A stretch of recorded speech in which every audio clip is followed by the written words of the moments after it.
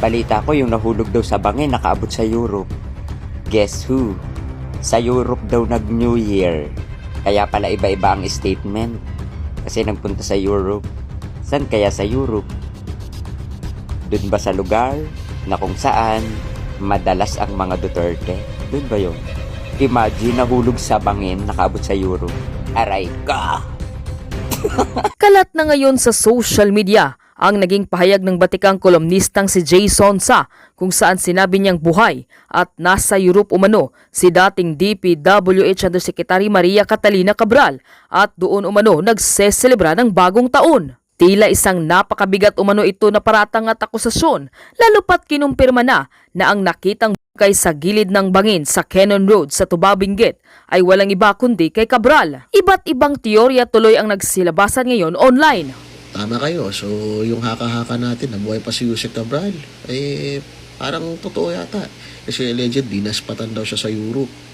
Ano pa nga, bati pa chill-chill lang. Tapos, ito pa, sabi dito sa interview ni Jason Sa, nandun daw si Vince Dizon. Anong ginagawa niya ron? Baka nag-uusap sila Siguro sinabi, langya ka naman Vince, ba't gano'n naman ang naisip mong paraan? Yung parang tumalon ako sa bangin, mukha naman akong gago doon sa gano'n na kwento. Pasensya na Yusek kasi ang hirap naman gumawa ng kwento doon alangan naman patayin pa natin yung driver mo, hindi naman pwede yun. Nahirapan na nga tayo kumuha ng kamukha mo napaka-rare ng mukha mo. Itong mga dashcam na pinakalat natin doon kahit papaano, medyo hawig mo naman, kahit papaano yung natin. Tapos, siguro naisip din nila, yung bride kaya i-substitute natin, hindi na, wag na yun, hindi ko masyado kamukha yun. Ayun, pinakalat-kalat nila sa season Pangasinan. Tapos na mga gago kasi mga haka-haka ninyo, sabi ninyo yung bride medyo kamukha niya na hindi. So, ayun, di ba napansin ninyo? Buhay pa yung bride. Siguro nung time nung gano'n, may nakakita. Nung yung mga plano-plano nila, ito ba, pwede ba to? Boss, pwede ba tong si Shera? Hindi niya masyado kamukha yan. Hanap na lang tayo doon sa kulungan. Yun, kumuha ng medyo, kawangis ni Yusek Cabral, di ba? O kaya kumuha ng taong grasa. Tapos nung pagpunta doon, pinatayo, sabi, tayo ka lang dyan, mag-picture taking tayo. Ayun, tinulak nila. Ayun. Hindi naman kasama na dapat mamatay yun.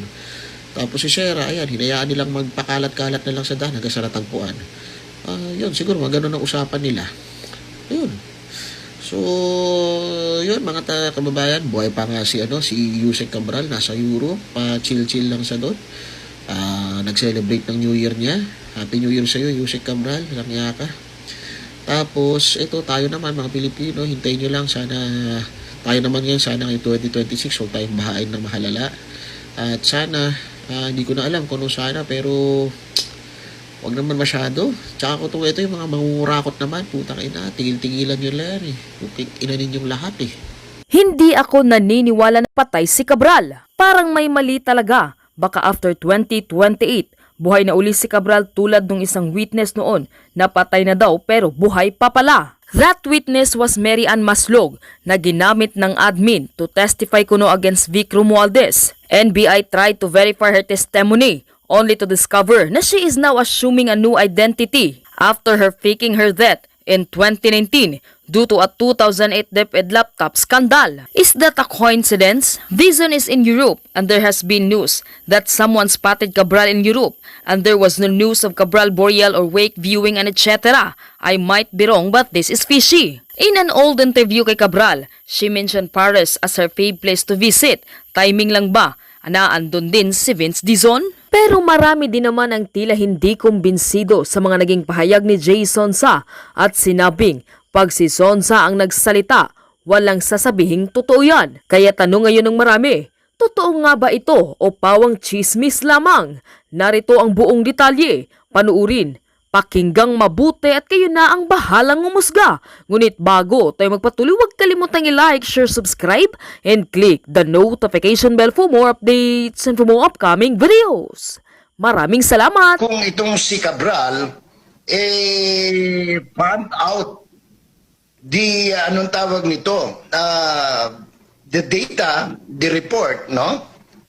Kay Mr. Lebiste, kay Mr. Marcoleta, or even to the Vice President, dahil may mga report na may kopya rin si Vice President Sara Duterte nito, sapagkat ito ang insurance nga ni Cabral that if something happens to her, merong maglalabas, or ito ang kanyang, anong tawag dyan, Admar, ka ng, yung ano, ito yung parang alas ni Cabral, kaya nga hindi siya magalaw-galaw, kaya iba-iba ang kwento, merong inihulog, merong iba ang nakita, ngayon na may mga lumalabas naman that she was spotted in Europe, no? I don't know whether in conference with Saldico or with Secretary Vince Dizon, who was reported yesterday to be in Paris, France. Hindi lang ito listahan ni Cabral. This is an official document of the DPWH under the planning division which is headed by Cabral. Opo. Hindi ito gawa-gawa lang ni Cabral. This is an official document of the Republic of the Philippines. Public document ito. Po, Sir Jay, kahapon ay itong ang BICAM committee ay pinirmahan na po nila o pirmado na nga nila itong pinalabresyon ng 2026 General Appropriations Bill. Kayo ba ay satisfied doon sa kinalabasan, resulta nitong BICAM, considering na sa unang pagkakataon ay live stream, open, at nakikita ng publiko ang ginagawa o yung prosesong ginagawa po nila? Kung congressman ako, happy ako. Kasi merong nakalaan na 151 million pagka bumoto ako in favor of the 2026 budget. Pero kung mamamayan ka, taxpayer ka, palagay ko, hindi ka matutuwa sa katotohanan na bagaman ito'y transparent, saan ka nga naman nakakita, no? Transparent, live streaming, makikita mo, dinadagdagan yung pondo na wala naman doon sa inaprubahan ng House at saka sa Senate. At pagkatapos BICAM, pero naroroon ang mga cabinet secretary na hindi nangyayari at hindi pa nangyayari sa kasaysayan ng budget preparation sa bansa. So, it's magkahalong nakakatawa, nakakayamot at nakakagimbal, ano? Sapagkat openly kahapon, dinagdagan nila ng additional 10 billion yung proposed budget for 2026 on top of the allocables na kanilang pinilit na isama pa rin, which is a little over 200 billion, ano? So, alam mo, pagdating sa budget,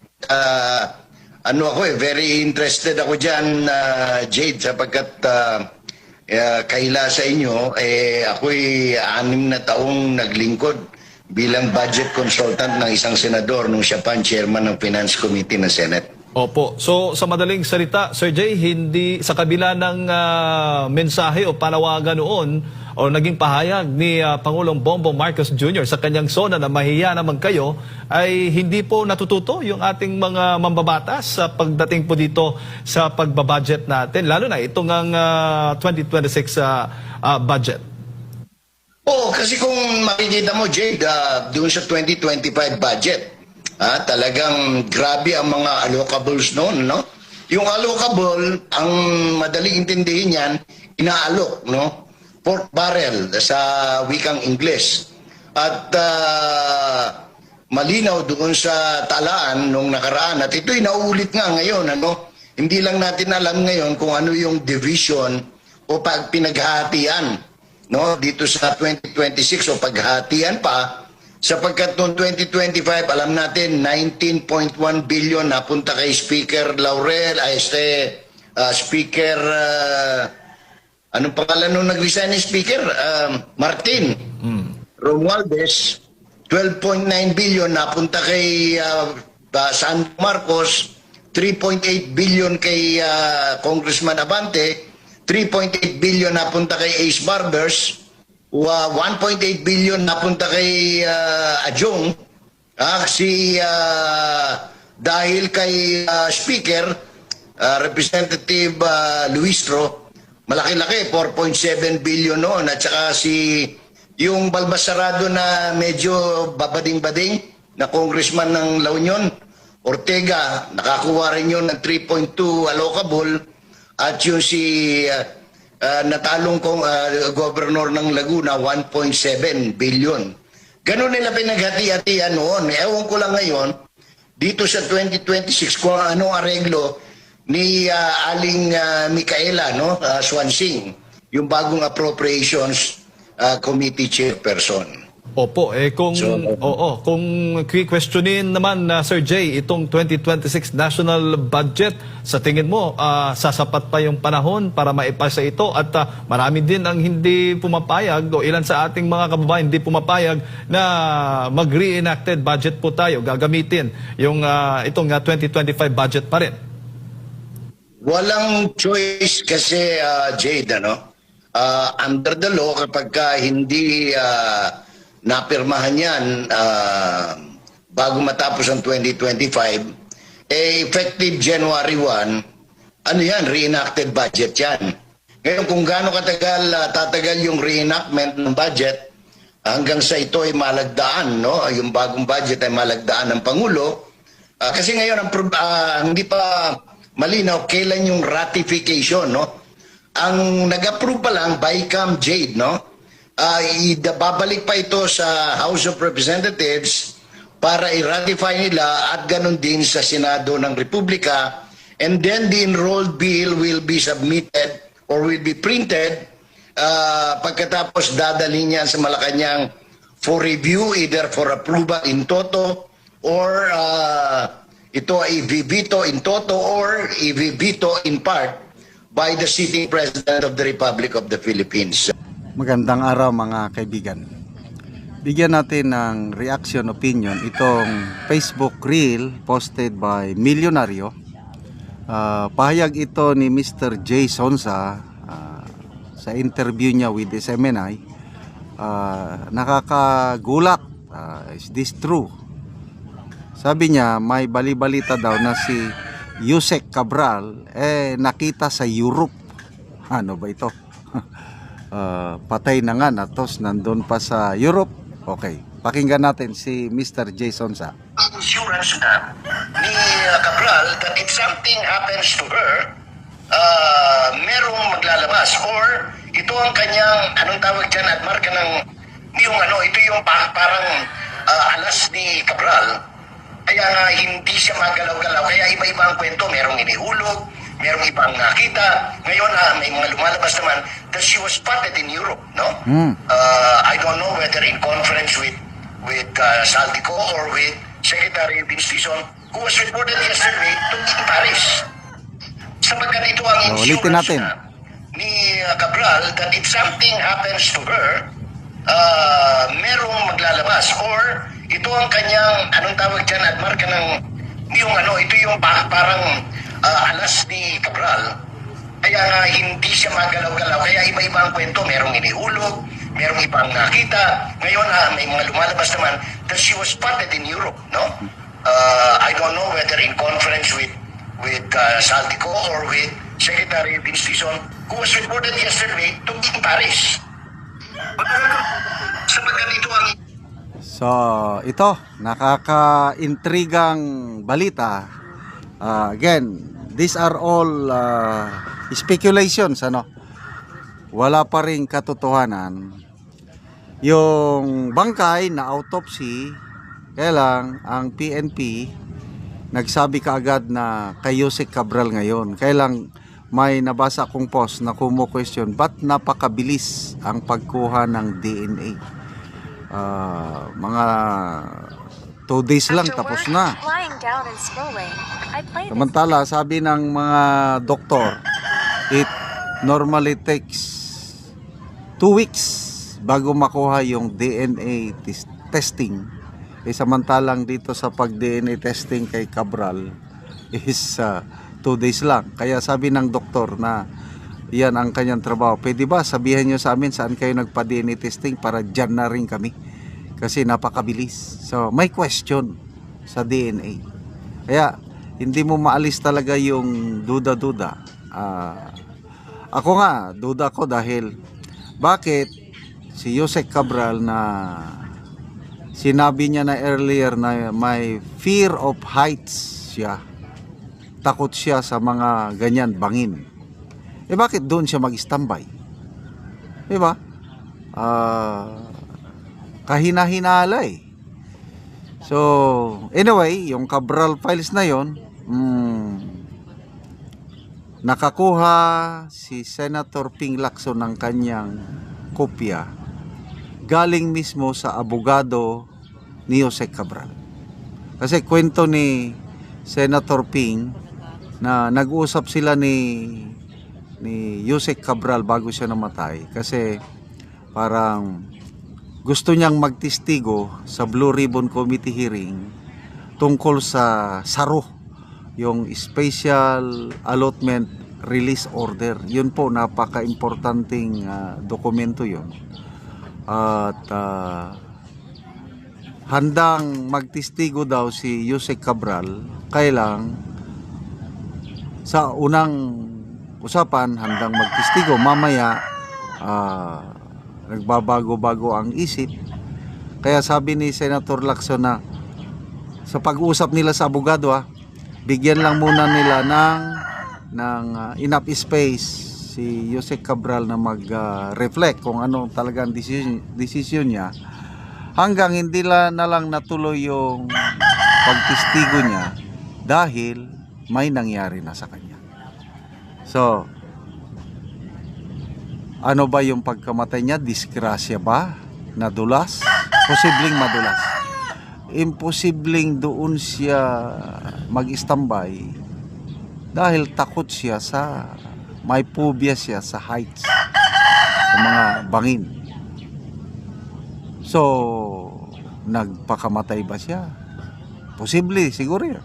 Mas ginusto niya ng tapusin ang buhay niya. Or, ito pa, baka totoong buhay pa siya. Para hindi na siya makapagtestigo at yun na lang, ligtas na siya. Kasi parang natatakot siya na ma-corner eh. But anyway, lesson learned natin dito is yung kayamanan, pera, material wealth will not give you joy. Pwede, pansamantalang kaligayahan, kaya lang yung inner joy, peace of mind, wala.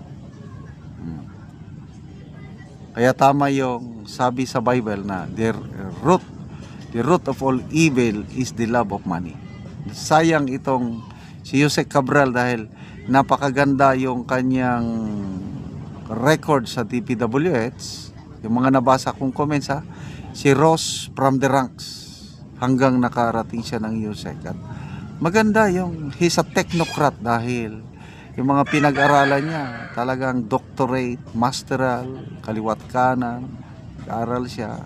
Kaya lang, sino ba yung nagsabi na parang kinain na siya ng sistema ng korupsyon?